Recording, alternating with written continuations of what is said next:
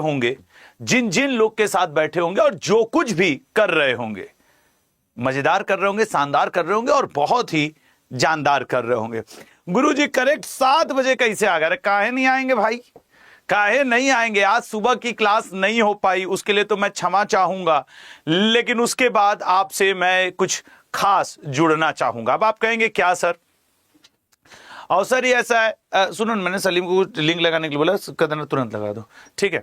हाँ, तो अवसर ही ऐसा है, आज 7:02 पे ही आ गए गुरुजी। भैया आज 5/5/2025 है, मतलब 5 मई की जो आज की बेहतरीन क्लास होगी उसको हम लोग किया जाएगा। तो अब जैसे कि हम लोग सोमवार से शुक्रवार हर वनडे एग्जाम जिसमें जीएस के क्वेश्चन अपने आप में होते हैं एक बड़े लेवल पे, उसके लिए हम लोग करते हैं तैयारी, ठीक है, उसके लिए हम लोग करते हैं तैयारी। तो मैं उम्मीद करता हूं कि आज 5 मई को भी हम लोग बेहतरीन तैयारी की तरफ जुड़ेंगे। अब मुद्दा यह है कि सर तिरंगा आ गया, 5 मई हो या कि कोई भी तारीख हो, सैल्यूट तो तिरंगे के लिए बनता है, अपने देश के लिए बनता है, उसके सजदे में सर झुकना ही चाहिए। सही है, तो आज का सेशन शुरू कर दें, क्लास स्टार्ट कर दिया जाए, देखा जाए कि आज के क्लास में क्या रहेगा। एक चीज बस और कर लें यार, थोड़ा सा वो नोट वाला पेन ओपन कर लें, ताकि वो नहीं थोड़ा सा मोटा में लिख दो तो आप लोग को विजिबिलिटी के लिए आसान हो जाता है, विजिबिलिटी के लिए। तो ऐसी स्थिति में आओ पहले क्वेश्चन पे आवें, उससे पहले आपके साथ एक बार पुनः तिरंगे को सैल्यूट किया जाए। तो नियम कायदे कानून वही हैं कि हर क्वेश्चन का डिटेल देखा जाएगा, हर क्वेश्चन पे जम के बात किया जाएगा। तो 7:03 पहला क्वेश्चन आपके स्क्रीन पे ये रहा, अटलांटिक महासागर की धारा नहीं है, आपको बताना है इनमें से अटलांटिक महासागर की धारा कौन सी नहीं है। देखो जैसे बेंगुएला हुआ, लेब्राडोर हुआ और आपके ये क्या कहा जाता है फॉकलैंड हुआ। कौन कौन सा सर? बेंगुएला, पेन तो सेलेक्ट हो जाए, बेंगुएला, बेंगुएला हुआ, यस सर। एक मैंने बोला फॉकलैंड, यह भी धारा का नाम है, फॉकलैंड हुआ। और एक मैंने आपके लिए क्या बोला था, जैसे बेंगुएला, फॉकलैंड, वो जो शांत प्रजाति की शांत जलधारा होती है लेब्राडोर, ये जितनी है लेब्राडोर जलधारा, बहुत ध्यान से देखना, इन 8 के अलावा न एसएससी न रेलवे कुछ पूछेगा नहीं। बेंगुएला जलधारा, फॉक जलधारा, इरमिंगर जलधारा, गल्फ स्ट्रीम और फ्लोरिडा, ये सब के सब याद रखना, ये सब के सब हैं अटलांटिक महासागर के, ये सब के सब हैं अटलांटिक महासागर के। क्यूराइल और सुशीमा, क्यूरोसियो, कैलिफोर्निया, ये हैं आपके क्यूराइल। अब ये एक है सुशीमा, एक है आपके कैलिफोर्निया, है ना, कैलिफोर्निया। ये जो हैं ये आपके नहीं संबंध रखते हैं अटलांटिक से, ये सब प्रशांत महासागर से संबंध रखते हैं, पेरू, ठीक है ना। तो क्यूराइल, सुशीमा और आपके ये क्या कहा, सुशीमा। देखो बोर्ड नहीं चल रहा है, कुछ तो दिक्कत हो रही है, ये देख रहे हो पेन चल, थोड़ा सा रुक जाओ, वो थोड़ा सा है, ठीक है ना। बताना इसका क्या होगा, इसका राइट आंसर क्या होगा? सुशीमा, कैलिफोर्निया, पेरू और आपके क्या क्यूराइल। तो इसका जो राइट आंसर है वो आपके क्या हो जाएगा कि क्यूराइल, ये नहीं आपके अटलांटिक महासागर जलधारा, ठीक है ना। अगले क्वेश्चन पे आएंगे, डी ऑप्शन। सुक्रोज का रासायनिक सूत्र है, सुक्रोज का रासायनिक सूत्र क्या है? NH2, CONH2, C2H12O11 या CH3COOH या HNO3, बताइएगा क्या राइट आंसर होगा। अगर आप रेलवे का पेपर देने जा रहे हैं, रेलवे के लिए स्पेशली, तो आप महसूस करोगे उसमें कि कई तरीके के ऐसे क्वेश्चंस हैं जो कि रासायनिक सूत्र और रासायनिक फार्मूला पे डिपेंड करते हैं, जैसे NH2, CONH2 हो या C12H22O11 हो या CH3COOH HNO3 हो। कई बार इनको जरूरत नहीं होती कि आप अलग तरीके से सॉल्व करें। अब जैसे इसमें अगर आसान लेवल पे इसको ले जाएं, HNO3, रेलवे ने इसको कई बार पूछा है, दैट इज नाइट्रिक एसिड। ये क्या होता है? नाइट्रिक एसिड या फिर आप नाइट्रिक अम्ल कह लीजिए, मतलब ऑप्शन डी तो नहीं हो सकता है। ये फेमस एसिटिक एसिड, ठीक है ना, एसेटिक एसिड। मतलब गुरु इन्हीं दो में से बचा। क्या लग रहा है आपके आंसर्स क्या आ रहे हैं? आपके आंसर्स C12H22O11 या NH2CONH2, बताइएगा क्या होगा। सर सच कहा जाए तो ये भी बहुत ज्यादा पूछता है, इसका भी देख लेना, यूरिया। अब तो एक ही ऑप्शन बचा ना, C12H22O11 करेक्ट है आपके किस चीज के लिए? सुक्रोज के रासायनिक सूत्र के लिए। यूरिया में कई बार पूछता है कितने प्रतिशत नाइट्रोजन की मात्रा पाई जाती है, वो 46%, वो भी याद। एनपीके का, ये एनपीके का रेशियो कई बार आपसे एग्जाम में पूछता है, नाइट्रोजन का परसेंटेज आपसे यूरिया में पूछता है, या फिर यूरिया का केमिकल फॉर्मूला आपसे पूछता है, ये सब आपको देखना होगा, ठीक है। अब बारी बारी लगे रहोगे तो बता ही दूंगा। तो सुक्रोज का अगले क्वेश्चन पे आएंगे लल्ला, देखेंगे अगला क्या है। सर्वाधिक राज्यसभा सीट वाला राज्य है, सर्वाधिक राज्यसभा सीट।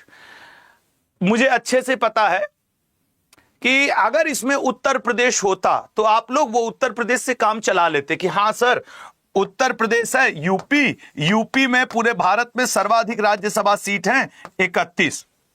राज्यसभा सीटों का allocation of Rajya Sabha seat, Rajya Sabha सीटों का आवंटन, वो हमारे संविधान के शेड्यूल या फिर अनुसूची 4 में वर्णित है, एलोकेशन ऑफ राज्यसभा सीट। अगर इनमें हम लोग देखें तो बताओ सबसे ज्यादा किस में है? बिहार के। इसमें बहुत सारे होनहार भाई बहन दोस्त हमारे जुड़े होंगे। सर बिहार के 16, बिहार के 16 लगे हाथ। उत्तर प्रदेश का हो गया तो मध्य प्रदेश की भी कुछ बहनें कुछ भाई यहां जुड़े हुए हैं। भैया मध्य प्रदेश वालों जितने लोग यहां से जुड़े हो मेरे प्यारे भाई बहन, एमपी के आंसर करो क्या है इसका।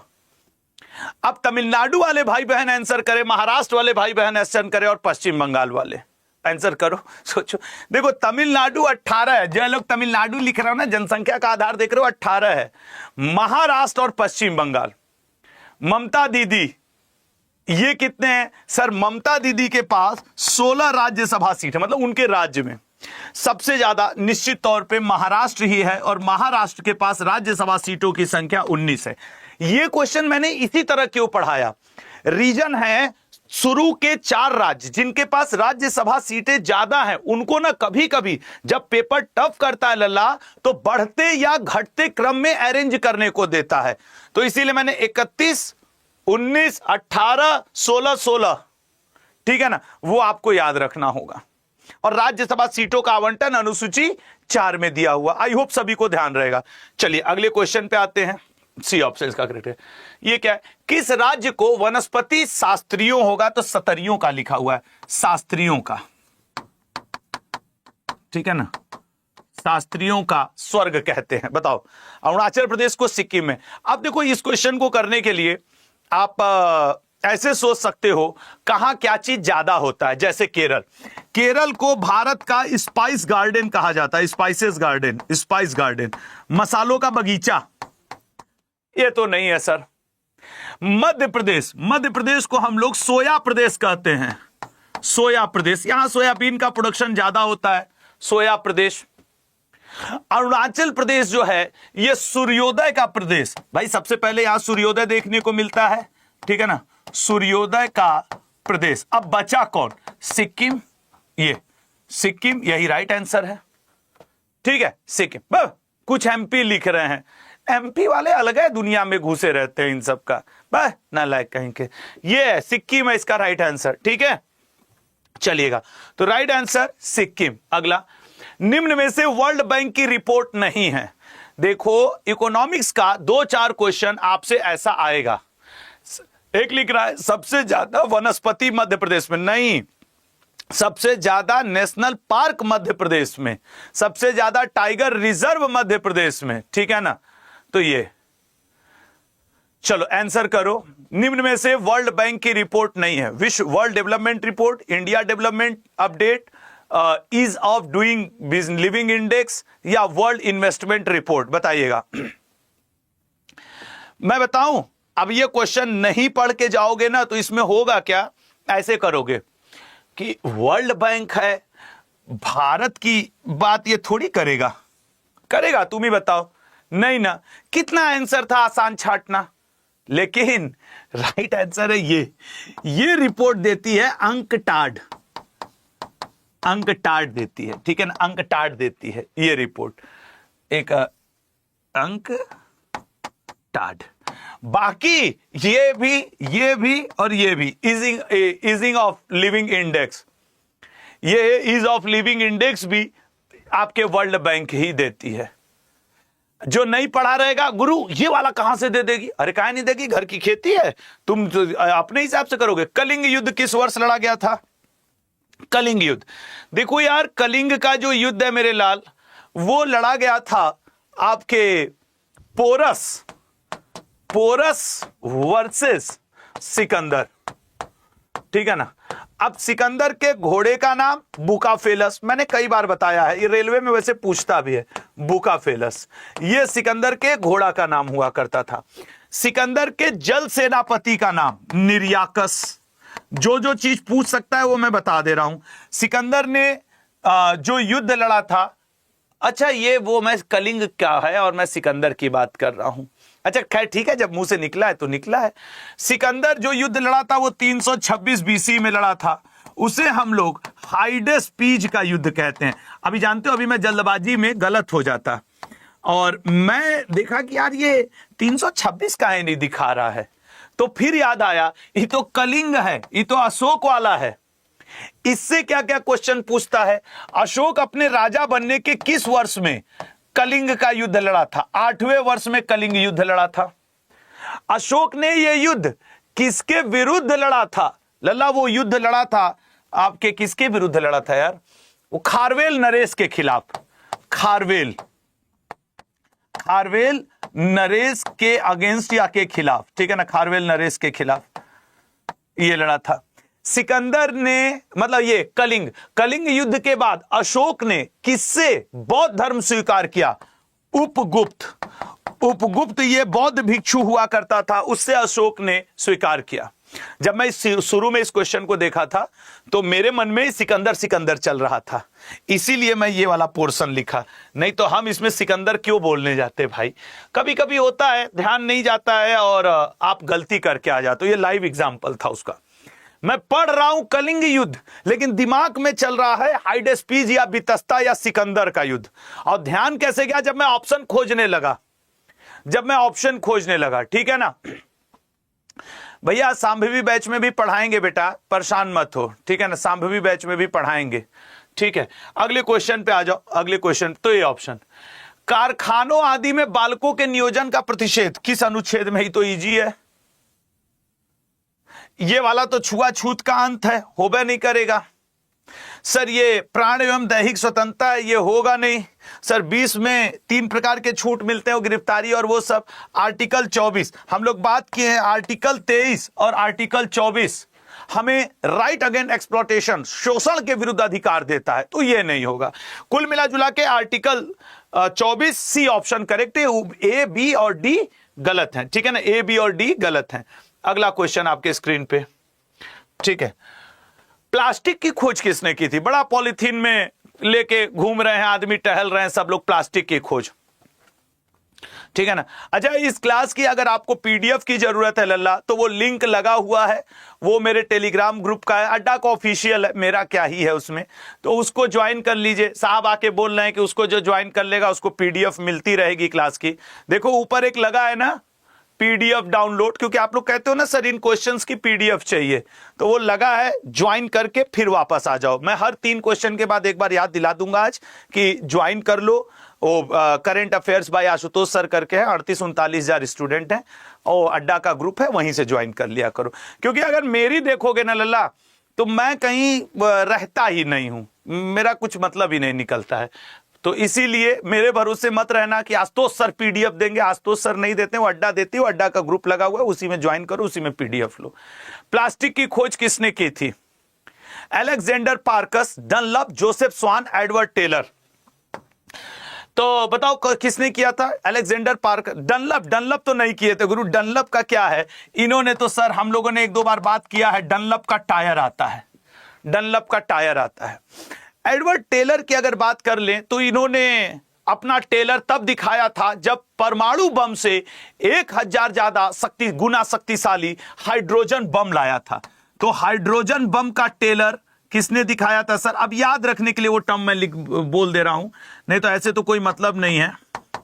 हाइड्रोजन बम, हाइड्रोजन बम, ठीक है ना, नाभिकीय संलयन पे काम करता है। अब बचे जोसेफ स्वान और एक भाई साहब और आपके, ठीक है ना। जोसेफ स्वान एनटीपीसी 2021, ग्रुप डी एमटीएस 2024, इसमें कई बार पूछ चुका है। रेयान की खोज किसने की है? रेयान की खोज किसने की है? यह कई बार पूछ चुका है, ठीक है। तो इसको भी याद रखना। राइट आंसर है पार्कस पॉलीथीन। ऐसे जिन्हें हम लोग के गांव देहात में नहीं कहते पॉलीथीन में ले आवा, तो पॉलीथीन पार्कस याद रखने के लिए, बाकी आपकी इच्छा, आप कैसे इसको याद रखते हैं। चलिए अगले क्वेश्चन पे आएंगे, तो इसका ए ऑप्शन करेक्ट है। अगला क्या है भाई? लाल रंग का वस्तु सफेद प्रकाश में किस रंग का दिखेगा? बताओ। ये फिजिक्स में जो कलर कोडिंग होता है उसमें ये बहुत अच्छा है। मेरी एक बात को ध्यान से सुनना, और ये 1 नंबर आप फ्री का उठा लोगे, ये मैं विश्वास के साथ कहता हूं। आप कहोगे कैसे सर? लाल रंग की वस्तु है, मतलब लाल, ठीक है, उसके ऊपर सफेद प्रकाश डाला जा रहा है। लाल वस्तु है, ठीक है, उसके ऊपर सफेद प्रकाश डाला जा रहा है, सफेद, तो इसका रिजल्ट जो होगा वो लाल ही होगा। अब समझना, रिजल्टेंट कलर रेड कलर ही होगा। हमेशा याद रखना, किसी भी रंग की वस्तु को यदि अपने ही रंग का दिखना है, फिर से ध्यान से सुनो, किसी भी रंग की वस्तु को यदि अपने ही रंग का दिखना है तो या तो उसे सफेद से या फिर उसके ऊपर उसी रंग का प्रकाश डालो, तभी वो कलर आएगा। In all other case they appear as black. अन्य किसी भी केस में वो ब्लैक। अगर तुम्हें लाल रंग की वस्तु को लाल रंग का देखना है तो सफेद रंग से जब उसका आएगा तभी लाल आएगा, या फिर लाल को लाल से रिएक्ट वाइट उस पर लाइट डालोगे तो लाल आएगा। अब तुम कहो कि सर अगर हम यहां पे हरा डाल दें, यहां पे हरे रंग का प्रकाश इसके ऊपर डालें तो रिजल्ट क्या आएगा? तो रिजल्ट आएगा काला। अब अगर तुम कहो कि सर इसके ऊपर हम बैगनी रंग का प्रकाश डाल दें, बैगनी, वायलेट, तो रिजल्ट क्या आएगा सर? तो रिजल्ट आएगा काला। किसी भी रंग का प्रकाश तुम डालोगे रिजल्ट काला आएगा। अब हम तुमसे एक क्वेश्चन कर रहे हैं, इस कॉन्सेप्ट को क्लियर करो। हरे रंग के प्रकाश को सफेद रंग में डालने पर, मतलब सफेद रंग उस पे डालने पर, सफेद रंग का प्रकाश डालने पर हरा कैसे दिखेगा? ये देखो, मैं अब तुमसे ये कर रहा हूं, हरा रंग का वस्तु है, हरा वस्तु है। अब मुझे इसे हरा देखना है। वो कौन सी 2 कंडीशन है कि मैं इसके ऊपर वो प्रकाश का रंग डालूं तो ये सिर्फ हरा दिखे? बताओ बताओ वो कौन सी? हरे रंग की वस्तु को मुझे हरा देखना है तो किन 2 रंगों का प्रकाश मैं इस पे डालूंगा तो हरा दिखेगा, बाकी ऑल अदर केस में ये काला दिखेगा। सर अगर आप हरे वस्तु पे या तो सफेद रंग का प्रकाश डाल दीजिए या तो हरा, तभी ये हरा दिखेगा, नहीं तो और कोई भी रंग डालिए काला दिखेगा। नीले रंग की वस्तु है, उसको नीला देखना है तो या तो उसको सफेद रंग का प्रकाश डालो या तो नीले रंग का डालो। In all other cases they appear as black. Clear हुआ मैं क्या कॉन्सेप्ट देना चाह रहा हूं? लल्ला ये रेलवे एसएससी का बहुत महत्वपूर्ण क्वेश्चन है। अब मेरा एक की लाइन याद रखो, वो गुरु मंत्र बना करके रट जाओ कि जिस रंग की वस्तु होगी या तो उसी रंग से रिएक्शन कराओ या तो सफेद से, तभी वो अपना रिजल्टेंट कलर भी वही रंग देगी, otherwise they appear as black. सबको क्लियर हो गया? कोई कंफ्यूजन यहां पे? तो मान लेना कि तुम 1 नंबर पा गए, तो मान लेना कि तुम 1 नंबर पा गए और इसका लाल रंग का वस्तु है, सफेद प्रकाश में लाल है, दिखेगा और क्या दिखेगा। सबको क्लियर हो गया ना बच्चा? चलो आओ अगले क्वेश्चन पे आते हैं। ये कलर कोडिंग का बहुत अच्छा कॉन्सेप्ट है, फिजिक्स में ये आता है आपके, ठीक है। अगला क्वेश्चन, तो ए ऑप्शन, भारत के पहले वर्टिकल लिफ्ट सी ब्रिज का उद्घाटन सर वो रामेश्वरम में हुआ। अब इसमें तो बी ऑप्शन पर नरेंद्र मोदी जी ने पिछले ही महीने किया है, जिस दिन वो आपके अयोध्या में भगवान राम जी की रामनवमी था ना, उनके माथे पे वो प्रकाश आ रहा था, सूर्य तिलक हो रहा था, याद हो अगर आप लोग को, कुछ लोगों को तो, ठीक है लल्ला। सबसे प्राचीन योजना कार्यक्रम कौन सा है? देखो ऐसा भी क्वेश्चन आपके पेपर में रहता है। अब इसमें वही स्टूडेंट सक्सेसफुल होगा जिसको कि सबकी डेट याद होगी। सर 14 बैंकों का राष्ट्रीयकरण ये तो 1969 में हुआ था। हरित क्रांति 1966 में हुआ था।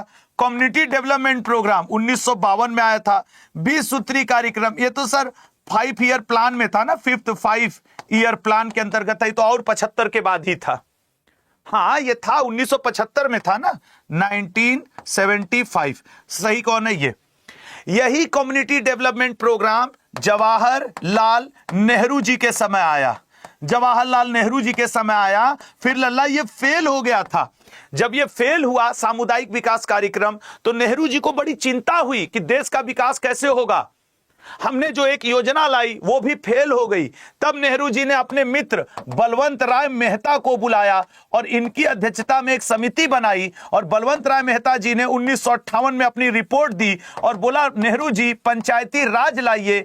नेहरू जी कहे यार अभी कुछ दिन पहले की बात है, हमने सामुदायिक विकास कार्यक्रम लाया था वो फेल हो गया। अब बलवंत राय मेहता तुम कह रहे हो पंचायती राज, वो भी कह रहे हो 3 टियर पंचायती राज लाइए। ये अगर फेल हो गया तो बलवंत राय मेहता जी लोग बोले किसी एक राज्य में लागू करके देखिए, प्रायोगिक तौर पे सफल हुआ तो भारत में लगेगा, असफल हुआ तो नहीं। तो 1958 में याद रखना पहली बार इसका ट्रायल कहां हुआ? ट्रायल हुआ था आंध्र प्रदेश में 1958 में, वहां यह सफल था। तब जाकर के ये 1959 में 2 अक्टूबर को राजस्थान के नागौर में ऑफिशियली लागू हुआ। तो अगर कभी आपसे कोई पूछ दे कि ट्रायल के लिए पंचायती राज कहां पे लागू किया गया था, तो लल्ला 1958 में आंध्र प्रदेश में ट्रायल के तौर पे, लेकिन ऑफिशियल है 1959 2 अक्टूबर नागौर। इसी योजना की असफलता। तो इसका राइट आंसर क्या हो जाएगा? सबसे प्राचीन योजना कम्युनिटी डेवलपमेंट प्रोग्राम। याद रहेगा सभी को मेरे दोस्त? हाँ, तो आप देखो ना, थोड़ा सा डेप्थ पढ़ोगे। पिछली बार, अब बहुत जल्द मैं रेलवे और एमटीएस, जानते हो सब थंबनेल का खेल है। अभी इसी पे एमटीएस लिख जाएगा तो एमटीएस वाले आ जाएंगे, रेलवे लिख जाएगा रेलवे वाले। मैं तुमसे बार बार कह रहा हूं जीएस सेम है लल्ला, कोई धर्म बिरादरी जाति नहीं है जीएस की। शाम 7 बजे लगा रहा करो। एक को लिख रहा है ओ मेहंदी ओदी नाम से लिख रहा है, रिकॉर्डेड क्लास है। इनके ऊपर चढ़ बैठे क्या हम जाके? चलो तुम लोग पढ़ो पढ़ो पढ़ो पढ़ो, आंसर करो इसका क्या आंसर होगा।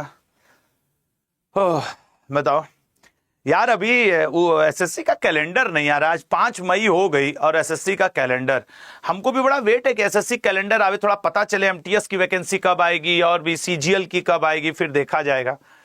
इसका बताओ कौन सा ज्योतिर्लिंग? देखो मैं बता रहा हूं, त्र्यंबकेश्वर ज्योतिर्लिंग, भीमा शंकर, ग्रीनेश्वर ज्योतिर्लिंग, नागेश्वर। नागेश्वर ज्योतिर्लिंग तो वहां पड़ता है गुजरात में। ये तो सर गुजरात में पड़ता है नागेश्वर ज्योतिर्लिंग। सही नहीं कह रहे हैं भाई? त्र्यंबकेश्वर, भीमा शंकर जी, ग्रीनेश्वर, ये 3 के 3 ज्योतिर्लिंग महाराष्ट्र में है। ये जो है नागेश्वर, ये आपके पड़ता है गुजरात में, ठीक है ना? ये आपके पड़ता है गुजरात में। हाँ, आइए अगले क्वेश्चन पे आते हैं। अगला क्वेश्चन क्या है सर? डी ऑप्शन अगला। लाइटनिंग किड के नाम से कौन सा खिलाड़ी प्रसिद्ध? आप एक बात नोटिस करिएगा, मेरे 25 क्वेश्चन अपने आप में 25 टॉपिक के अलग अलग कवर करते हैं, क्योंकि मैं इन क्वेश्चंस को खुद से बनाता हूं प्रीवियस ईयर आधार पे, लिख करके अपने टाइपिस्ट को देता हूं कि टाइप करो। मैं पेन से लिखता हूं, मैं टाइपिंग मुझे नहीं आती, मैं टेक्निकली बहुत वीक हूं यार। अब तुम इसी से अंदाजा लगा सकते हो कि सब जो टेक्निकल मुझे नहीं आता, इस वजह से हम इंस्टाग्राम फेसबुक सबसे दूर हैं। एक को ससुरा अपना, एक दिन तुम लोग को बताए थे ना कि इंजीनियरिंग जब करते थे तो जीमेल उमेल जो, तो वो पासवर्ड भूल गए, ससुरा आज तक रिकवर नहीं कर पाते। तो कई चीजें ऐसी होती हैं, नहीं आता सबको, सब सहूर नहीं होता, हमको नहीं है, लेकिन हम इसमें कंफर्टेबल है, हमको अच्छा लगता है। एक दिन तुमको बता रहे ईमानदारी से, देख लेना ये फोन भी हटा दूंगा और रख लूंगा छोटा सा नोकिया 1108। गजब मजा है। मैं रोज सोचता हूं कि कुछ छोटा सा नोकिया का फोन रखने की जरूरत है, बस व्हाट्सएप सब कंपनी देखे। क्या गलत कह रहा हूं? बहुत सुकून रहता है फोन। उनसे जितना दूर रहोगे जीवन में, सोशल मीडिया से, फोन से, लोगों से, बहुत सुखी रहोगे। और जितना अधिक अपने जीवन में अपने आप को करियर के प्रति, माँ बाप के प्रति, समाज के प्रति, आत्मसम्मान के प्रति और चरित्र के प्रति डिवोटेड हो जाओगे, देख लेना उतने सुखी रहोगे। जितने तुम, सब गड़बड़ है। लाइटनिंग किड, आओ बताओ कौन है लाइटनिंग किड? Cristiano Ronaldo. अगर कभी आप मार्केट में जाएं और तुम्हें ऐसे लिखा हुआ मिले CR7, समझ लेना क्रिस्टियानो रोनाल्डो का है। क्रिस्टियानो रोनाल्डो को लल्ला रोनी नाम से भी जाना जाता है, रोनी। विश्वनाथन आनंद जी हैं लाइटनिंग किड। इयान थॉर्प बहुत अच्छे तैराक हुआ करते थे, इनको टारपीडो के नाम से जाना जाता है, टारपीडो। और राज्यवर्धन सिंह राठौर जी को चिली के नाम से जाना जाता है, चिली। ये खिलाड़ियों के उपनाम है, ठीक है ना, ये खिलाड़ियों के उपनाम है लल्ला। इयान थोर्प, टारपीडो, रोनी और CR7। जैसे नहीं विराट कोहली का है 18, तो उसी तरीके से इनका भी है, ठीक है ना, इनका भी है। चलिए अगले क्वेश्चन पे आएंगे। क्लियर हुआ लल्ला? अच्छा कसम बताओ, राज्यवर्धन सिंह राठौर का चिली तुम जानते थे या आप में से कोई भी लड़की लड़का जानता था? ईमानदारी से बताओ। चिली उली नहीं पता रहा होगा ना, तो वो होता है, ठीक है। अगले पे आ जाओ। दिल्ली सल्तनत का अंतिम वक्त लोधी था। अब इनको कहा मैं डिफाइन करने जाऊं? इब्राहिम लोधी आखिरी शासक थे, 1526 में लड़ भिड़ गए, खत्म हो गए, बाद व्यवस्था खत्म। आओ अगला क्वेश्चन, ये ऑप्शन है। संसद सदस्य अपनी सदस्यता गवा देगा, 60 दिन अब्सेंट रहेगा, गई भैंस पानी में। बिना बता, इसमें एक लाइन जोड़ना पड़ेगा, बिना बताए 60 दिन गायब, अपनी सदस्यता गई। जाओ बी ऑप्शन। नेक्स्ट, आलू में कंदों का हरापन।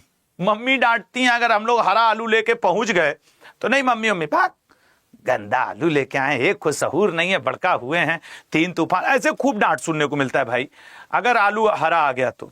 अब उनको कौन बताए कि मम्मी सुनो, ये जो सोलोनिन है ना, इसकी वजह से आलू हरा है, हमारी कोई गलती नहीं है, लेकिन मम्मी को कौन बताए? फिर वो कहेंगी पीले रंग का प्याज लाए हैं, ये नहीं कि अच्छा प्याज लावें।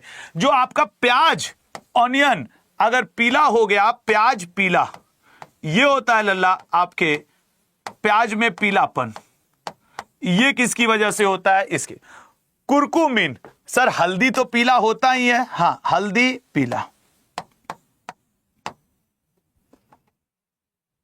और बीटानिन कभी कभी आप देखते होंगे, वो जैसे कि बैगन हुआ, सलजम हुआ, नीले रंग का पड़ जाता है, वो यहां पे ऐसे लिख दे रहा हूं, बैगन और सलजम, इन दोनों का नीला रंग। मैंने यही क्यों लिखा, क्योंकि ये प्रीवियस ईयर के पेपर में बैगन का पूछा था, तो मैंने सलजम का भी, चूंकि रीजन यही है तो मैंने लिख दिया कि भैया क्या पता इस बार पेपर में ये पूछ दे, ठीक है ना, पेपर में ये पूछ दे, हो गया खत्म। तो अब जब आप मैडम, खास करके आप लोग जो मेरी प्यारी बहनें, दोस्त, भाई सब लोग बैठे हैं लल्ला, आप जब आलू हरा दिखेगा तो सोलोनिन बोलोगे। लड़कियों लड़कों जब दाल में हल्दी डालोगे तो कुरकुमीन बोलोगे, तब काम होगा। प्याज अगर पीला दिखा तो कवेरसिटीन बोलोगे, ठीक है ना। अगले क्वेश्चन पे आते हैं। समर्पण दिवस किस तिथि को मनाया जाता है? बताइएगा, समर्पण दिवस किस तिथि को मनाया जाता है? सोच समझ के आंसर करो। समर्पण दिवस, देखो ऐसा है, जितने लोग पता नहीं क्या क्या सब लिखते रहते हैं। समर्पण दिवस, यार हम लोग भी एक क्लास मम्मी के नाम लिया जाए।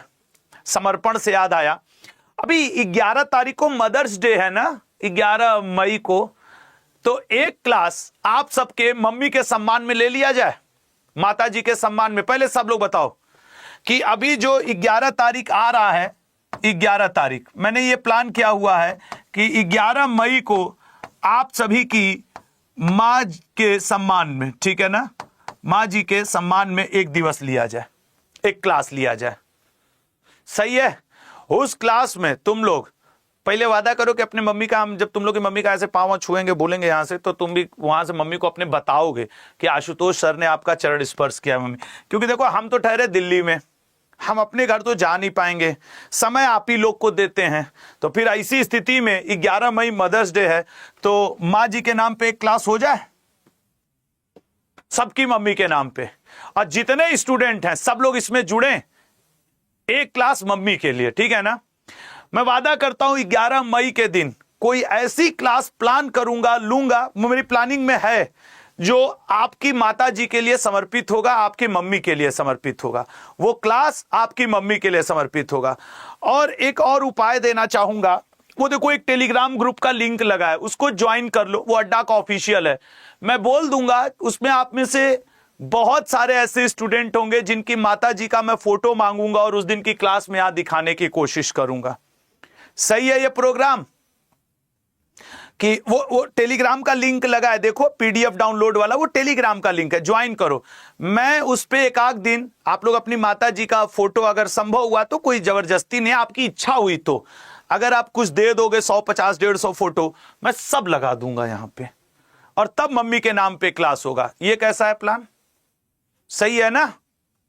ये ऐसा करते हैं यार कि ये चीज ठीक है ना, ऐसा किया जाएगा, ऐसा किया जाएगा। उस टेलीग्राम लिंक को ज्वाइन किए रहो, बाकी मैं देखता हूं, ठीक है। हाँ, ये समर्पण दिवस एक्चुअली देखो केंद्र में किसकी सरकार है? आप कहोगे सर भाजपा की। और भाजपा के साथ क्या है कि वो इनके एकदम आदर्शों पे चलती है, दीनदयाल उपाध्याय जी के। तो 11 फरवरी को DDU, दीन दयाल उपाध्याय जी की पुण्यतिथि के सम्मान में ये किया जाता है, पुण्यतिथि, ठीक है ना, DDU जी की याद में, इनके दीनदयाल उपाध्याय जी की। जबकि 16 जनवरी राष्ट्रीय स्टार्टअप दिवस है। ये नया नया कुछ पहले शुरू हुआ है तो ये पूछ सकता है, राष्ट्रीय स्टार्टअप दिवस। 14 अगस्त सर ये तो विभाजन विभीषिका दिवस है, ठीक है ना, विभाजन विभीषिका दिवस, ये मोदी जी ने ही घोषणा किया था, विभाजन विभीषिका दिवस। और 16 मार्च को क्या मनाया जाता है? 16 मार्च को राष्ट्रीय टीकाकरण दिवस। ये बहुत इंपॉर्टेंट डेट है, कुछ लोग अभी हल्के में लेंगे, महत्व बाद में समझ में आएगा। टीकाकरण दिवस ये हो गया, ठीक है, राष्ट्रीय टीकाकरण दिवस, तो ये याद रखेंगे। तो ये हो गया आपके 17। आ जाओ अगले क्वेश्चन पे। विटामिन एच किस विटामिन का अन्य नाम है? विटामिन एच किस विटामिन का अन्य नाम है? आओ देखते हैं। विटामिन एच देखो, फोलिक एसिड ये तो नहीं होगा सर, इसको तो हम लोग ऐसे कर लेते हैं, ये तो सर B9 है। बायोटीन यही सही है सर, बायोटीन यही सही है सर। निकोटीन और राइबोफ्लेविन, याद रखना, राइबोफ्लेविन को विटामिन जी भी कहा जाता है, निकोटिनिक एसिड को विटामिन PP भी कहा जाता है, और B9 को फोलिक एसिड, और H कहा जाता है इनको, बायोटीन को, ठीक है ना। विटामिन और डिजीज का चैप्टर आपसे पूछना जरूर है, ये बात याद रखिएगा, आपसे पूछेगा जरूर, इस बात को थोड़ा ध्यान रखेंगे। तो इसका राइट आंसर है H के लिए C ऑप्शन, बायोटीन। अगले पे आएंगे लल्ला। माइलो किस अनाज की संज्ञा है? जैसे प्राचीन समय में ब्रीही चावल के लिए, गोधूम गेहूं के लिए, जौ यव के लिए, ऐसे ही अभी आधुनिक समय में आओगे तो ये सब वो है, जैसे कि ये है कांगनी, इसको इटालियन मिलेट्स कहा जाता है, इटालियन मिलेट्स ये है कांगनी। उसी तरह देखो ये जो आपके है इटालियन, ये ज्वार राइट आंसर है। रागी, ये क्वेश्चन रेलवे में ऐसे पूछा है कि मधुमेह के रोगियों के लिए कुछ हद तक फायदेमंद होता है रागी। तो जो डायबिटीज है, जिन लोगों को मधुमेह के पेशेंट या रोगी जो हैं उनके लिए फायदेमंद, ठीक है ना, रागी अगर वो खाएं तो फायदेमंद है। साइंस के क्वेश्चन भी ऐसे ही पूछता है जो आम जीवन से रिलेटेड होते हैं, ठीक है ना। तो ये याद रखेंगे, ज्वार इसका राइट आंसर है, ज्वार इसका राइट आंसर है। इंटरनेशनल क्रिमिनल कोर्ट से अलग होने वाला पहला देश, वो तो हंगरी है सर, ठीक है, हंगरी है, इस पे बात नहीं करेंगे अगले क्वेश्चन में, क्योंकि ये करंट अफेयर में मैं कई बार कर चुका हूं इसके ऊपर बात। नेक्स्ट, इंटरपोल का स्थापना वर्ष है, बताना। देखो धीरे धीरे ग्रुप डी का मैं समराइज करते जा रहा हूं, बहुत जल्द इसी शाम 7 बजे मैं एमटीएस शुरू करने वाला हूं, क्योंकि ग्रुप डी और एमटीएस का सिलेबस लगभग सेम है जीएस का, दोनों 10वीं पास की वैकेंसी हैं, सही है ना। तो बहुत जल्द मैं वही शुरू करने वाला हूं, इसलिए ज्यादा परेशान मत होइएगा, अब ये बहुत दिन चल लिया वो, ठीक है ना। सर 1923 में फ्रांस के लियोन्स हेडक्वार्टर के साथ इंटरपोल खुला था। सर 1961 में एमनेस्टी इंटरनेशनल खुला था। 1915 की अगर हम लोग बात कर देंगे सर, 15 नहीं 45 कर दो, 1945 में तो 36 चीज है। फूड एंड एग्रीकल्चर ऑर्गेनाइजेशन भी है, इंटरनेशनल मॉनिटरिंग फंड भी है, ठीक है ना, और आपके वर्ल्ड बैंक भी है। उसके अलावा अगर आप देखो तो वो क्या कहते हैं, यूनेस्को भी है, यूनेस्को भी है, यूनाइटेड नेशन भी है, सब 1945 में है। 1919 में लीग ऑफ नेशन है। 1923 राइट आंसर है सर, इंटरपोल, फ्रांस के लियोन में इसका हेडक्वार्टर है, ठीक है। सबसे ज्यादा 1945 का ही आता है। Food and Agriculture Organisation, International Monitoring Fund, United Nation, UNESCO, World Bank, जितने भी हैं, आईसीजे, इंटरनेशनल जो कोर्ट ऑफ जस्टिस है, सब के सब किस में है, 1945 में। लेकिन क्वेश्चन था इंटरपोल का, फ्रांस के लियोन्स में हेडक्वार्टर के साथ इंटरपोल की स्थापना हुई थी 1923 में। अगला क्वेश्चन आ जाते हैं। मुजफ्फरपुर में किंग्सफोर्ड की हत्या का प्रयास। कलकत्ता का एक जज था किंग्सफोर्ड, क्रांतिकारियों को फांसी देने के लिए फेमस था। इसका ट्रांसफर हुआ मुजफ्फरपुर में। मुजफ्फरपुर के दो महान वीर स्वतंत्रता संग्राम सेनानी प्रफुल्ल चाकी जी और खुदीराम बोस जी ने इस पे बम फेंकने का प्रयत्न किया, और इसके घर के पास बम फेंका भी इसकी गाड़ी पे ऑफिस जाते समय, लेकिन उस समय दुर्भाग्यवश उसमें कैनेडी नाम के अंग्रेज का परिवार बैठा था। तो ये जो बम फेंकने की घटना हुई, यही है मुजफ्फरपुर बम कांड, जो कि 1908 में घटा था। कब घटा था? 1908 में बिहार में घटा था। इसी में प्रफुल्ल चाकी जी ने स्वयं को गोली मार करके देश के लिए शहीद कर लिया, और खुदीराम बोस जी सबसे कम उम्र में फांसी चढ़ने वाले भारतीय क्रांतिकारियों में अमर हो गए। ठीक है, अगले क्वेश्चन पे आएंगे। संविधान संशोधन का उल्लेख किस भाग में है? सर भाग 15 में तो होगा नहीं, इलेक्शन कमीशन का जिक्र है। भाग 20, भाग 17, भाग 9A। सर 9A की अगर बात कर दी जाए तो इसमें तो नगर पालिका, म्युनिसिपैलिटीज का जिक्र है, मतलब दो ऑप्शन तो बिल्कुल नहीं है। भाग 20 और भाग 17, भाग 17 ये तो सर राजभाषा का जिक्र है, तो बचा कौन? 20 लीजिए, आंसर सही है, ठीक है ना, 20 आंसर सही है, हो गया अपना काम। ये इलेक्शन कमीशन है, ये आपके राजभाषा की बात की गई है, ठीक है ना, राजभाषा की बात की गई है। और ये आपके क्या है, ये आपके नगर पालिका 9A, 9B में सहकारी समिति है, कोऑपरेटिव सोसाइटी। जैसे 9A में म्युनिसिपैलिटीज हैं, नगर पालिकाओं का जिक्र मिलता है, ठीक उसी तरीके से इसमें क्या है आपके 9B में सहकारी समिति। तो इसका आंसर क्या हो जाएगा लल्ला? बी। अगला आ जाओ। चिराग शेट्टी का संबंध किससे है, किस खेल से है? सर देखिए, यह क्वेश्चन मैंने इसलिए पूछा क्योंकि चिराग शेट्टी और सात्विक साईराज रंकी रेड्डी को 2023 का मेजर ध्यानचंद खेल रत्न अवार्ड 2025 में दिया गया है, इसलिए वो चर्चा में है। अमित पंघाल जी कुश्ती से, पैरा टेबल टेनिस से आप भाविना पटेल को याद करिए, टेबल टेनिस से सृजा अकुला को और शरत कमल जी को याद करिए, सृजा अकुला शरत कमल। आपके पैरा से भाविना पटेल, कुश्ती से अंतिम पंघाल, बैडमिंटन से कौन कौन हो जाएगा?